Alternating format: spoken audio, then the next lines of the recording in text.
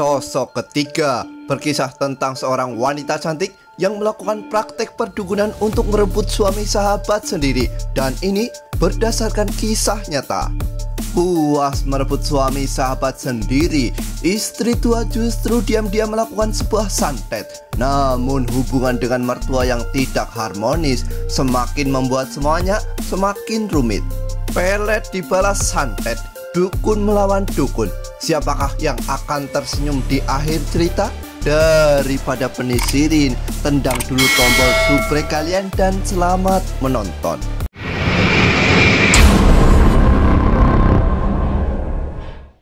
Di awal film kita akan dihadapkan dengan penampakan wanita cantik bernama Yuni yang sedang melakukan ritual ilmu pelet untuk memikat suami sahabatnya sendiri. Kalau nama ngeresak kejaliri pun istri pun ampun dipilor. Ritual sesat yang tidak mudah dimulai dari menelan jantung ayam dan berendam di laut di tengah malam. Dan apakah ritual akan berhasil? Simak sampai habis.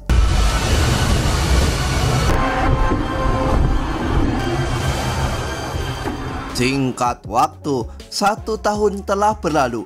Yuni yang kini sudah mendapatkan suami idaman dalam kondisi bahagia, di mana bayi yang dalam kandungannya sudah berusia 7 bulan. Mohon doanya ya Bu. Sehat-sehat sampai lahiran ya Bu. Dijaga ya Anton ya. Kandung 7 bulan. Setelah acara selamatan 7 bulanan selesai, tiba-tiba muncul sosok wanita bernama Nuri yang ternyata adalah istri pertama sosok Anton, suami Yuni. Diceritakan Nuri belum mempunyai seorang anak dan sempat mengalami keguguran di masa lalu. Lalu untuk menjaga keharmonisan rumah tangga, Nuri dan Yuni tidak tinggal satu atap. Nampaknya hubungan Nuri dan Yuni masih harmonis. Lalu karena sudah larut malam, Anton mencoba mengantar Nuri pulang ke rumah.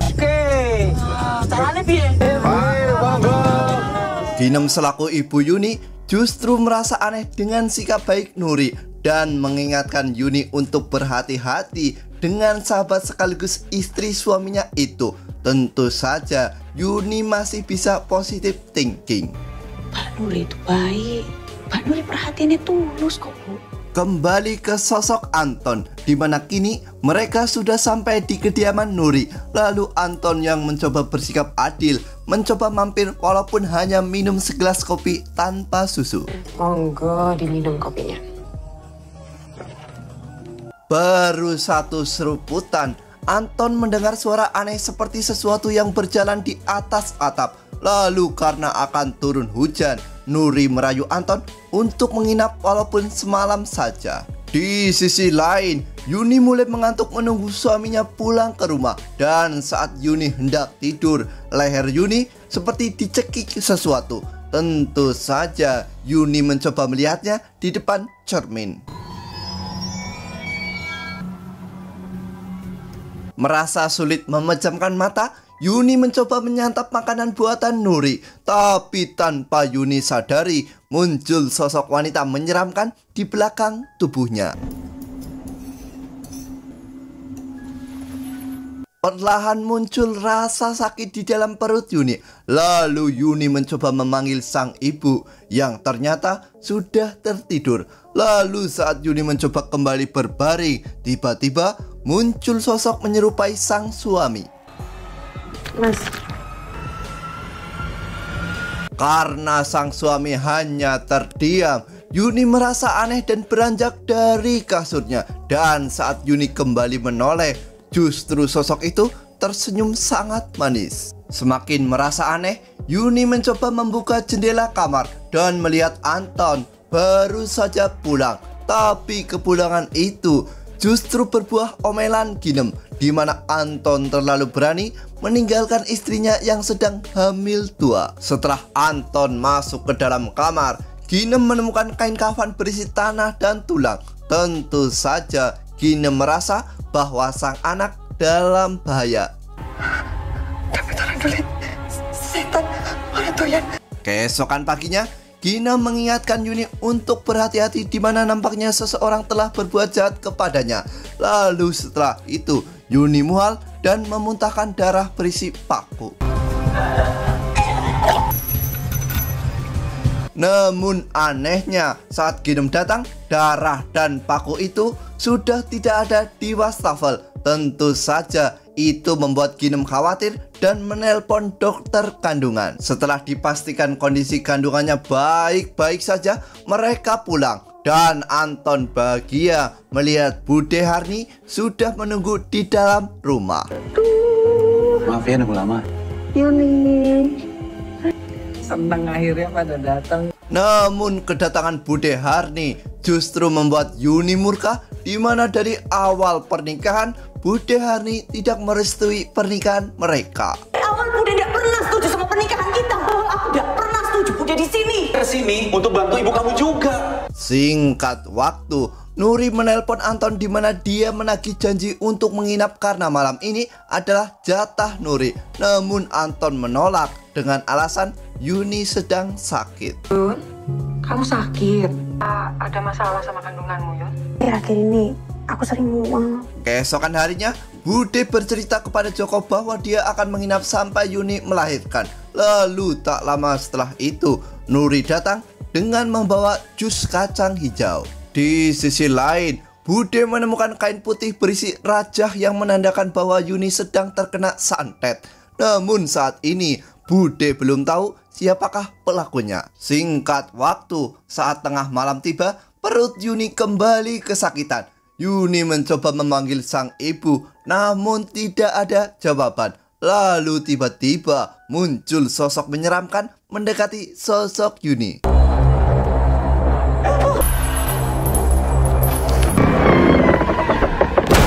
Beruntung sekali, Yuni tidak tertimpa lemari. Namun belum selesai sampai di situ, karena sosok itu semakin dekat dan mengelus-elus perut Yuni. Tentu saja itu membuat Yuni semakin ketakutan. Yuni! Yuni! Duh Gusti! Tak lama setelah itu, Bude muncul membawakan segelas air putih. Namun lagi-lagi Yuni justru muntah dan bersamaan dengan keluarnya rambut dari mulutnya.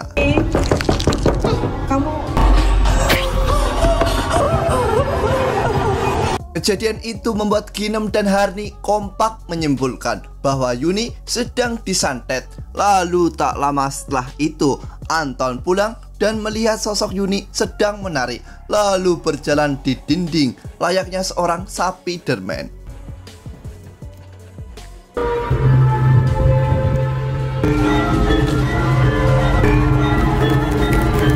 Sedang asiknya berjalan, Ginem menanyakan siapakah yang merasuki sosok anaknya. Namun tak lama setelah itu, Yuni justru jatuh pingsan. Gusti, Yun.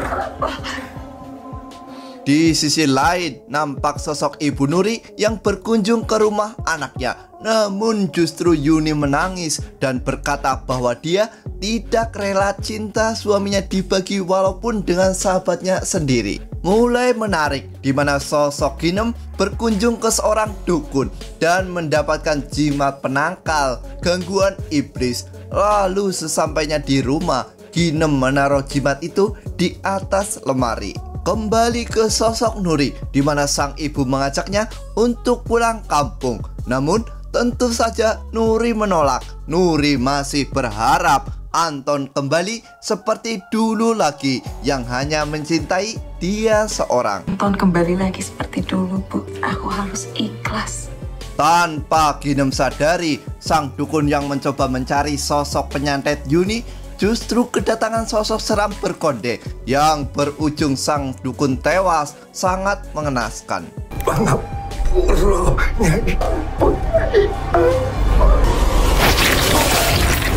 Puas memastikan kematian sang dukun, sosok itu mendatangi Ginem lalu menyerangnya. Namun saat Ginem semakin kesakitan, Bude Harni tiba-tiba muncul. Namun perbuatan Bude Harni justru dilihat sosok Yuni, yang sayangnya Yuni merasa bahwa pelaku santet di rumahnya adalah Bude Harni. Dia ngelakuin semuanya. Namun tuduhan itu tentu saja dibantah oleh Anton. Dan sekarang Ginem divonis terkena stroke oleh seorang dokter. Tentu saja kejadian itu membuat Bude Harni terpaksa pulang kampung. Hati-hati Bude. Sing sabar, ya. Singkat waktu, Nuri kembali datang untuk menjaga Yuni dikarenakan Anton akan keluar kota, sementara Ginem masih terkena stroke. Lalu Anton hanya berpesan untuk saling menjaga satu sama lain. Lalu setelah Anton pergi, perut Yuni kembali kesakitan. Dan saat Yuni akan memasak bubur, yang terlihat oleh Yuni adalah Nuri memotong jarinya dan akan menusuk perutnya.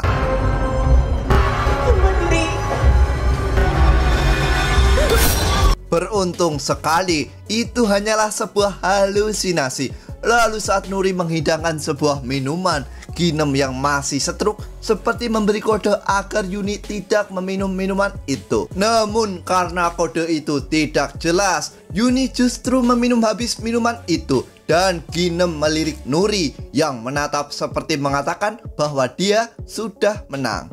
Tak lama setelah itu, Ginem kembali berbaring di kamar dan melihat sosok menyeramkan yang ternyata adalah sosok Nuri. Dan faktanya, Nuri sudah tahu bahwa Yuni merebut suaminya melalui seorang dukun. Dan ini adalah balasan untuknya. Setelah Nuri bercerita, tiba-tiba Yuni muncul. Dan tak lama setelah itu, Nuri bergegas pergi. Malam harinya, Yuni kembali merasakan kesakitan, di mana kali ini semakin aneh, yang mana bayi dalam kandungannya berpindah ke punggung.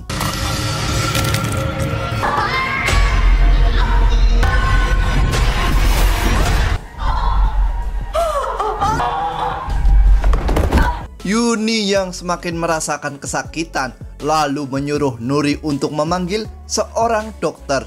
Namun Nuri berkata bahwa dokter tidak akan membantu dan justru akan ketakutan. Dalam kesakitan yang teramat sangat, Nuri mulai berkata jujur bahwa dia mengetahui bahwa sahabatnya merebut suami orang. Dan inilah balasan setimpal untuknya.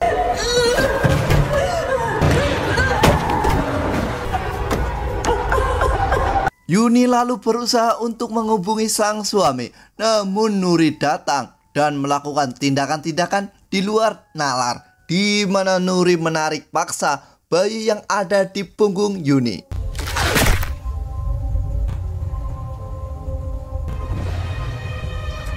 Nuri yang melihat sahabatnya sedang sakaratul maut membawa Yuni ke hadapan Ginem. Tentu saja Ginem hanya bisa diam karena sedang stroke. Lalu setelah itu, Nuri menyeret tubuh lemah itu ke galian yang sudah dia siapkan. Dan di sisi lain, Bude Harni membawa sosok Ustadz ke rumah Yuni. Sesampainya di dalam rumah, Ustadz mengikuti jejak goresan darah dan menemukan fakta bahwa ajaib sekali karena sosok Yuni ternyata masih hidup. Lalu mengatakan bahwa ini semua adalah perbuatan sosok Nuri. Siapa yang melakukan ini? Nuri. Tak lama setelah itu, Anton pulang dan sangat terkejut di mana dia melihat darah dan dibuat murka manakala mengetahui bahwa salah satu istrinya telah disantet. Anton yang didampingi Ustadz mendobrak pintu di mana Nuri sedang menumbalkan bayi Yuni kepada sesembahan Nuri. Lalu setelah itu, mata Nuri berubah menjadi mode Byakugan.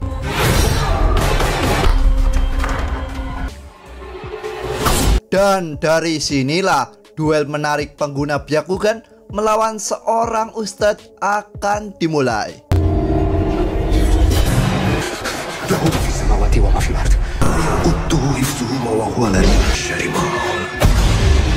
Setelah dibacakan ayat-ayat suci Al-Quran, sosok itu meninggalkan Nuri. Lalu Nuri bergegas pergi untuk memastikan kematian Yuni. Dan yang terjadi adalah